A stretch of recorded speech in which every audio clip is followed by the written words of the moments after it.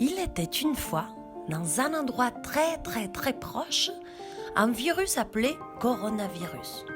Ce virus, comme tous qui mettent une couronne sur leur nom ou leur tête, voulait conquérir le monde entier. Mais, puisqu'il n'avait pas de jambes, il ne pouvait le faire qu'en sautant de personne en personne.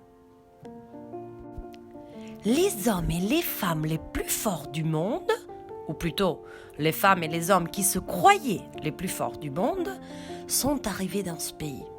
Mais aucun d'entre eux ne put vaincre le virus, car il était si petit qu'il arrivait à esquiver tous les coups.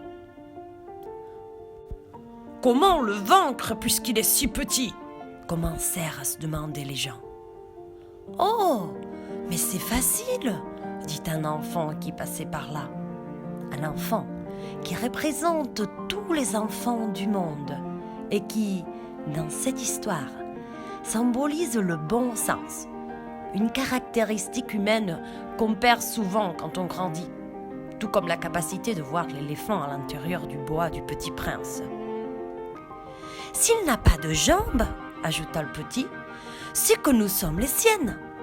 Alors, si on reste à la maison aussi longtemps que possible, il ne pourra pas continuer à nous marcher dessus, et on le vaincra ensemble sans avoir à nous battre, puisque c'est ainsi que l'on gagne les combats les plus importants de la vie, expliqua le garçon en laissant tout le monde bouche bée.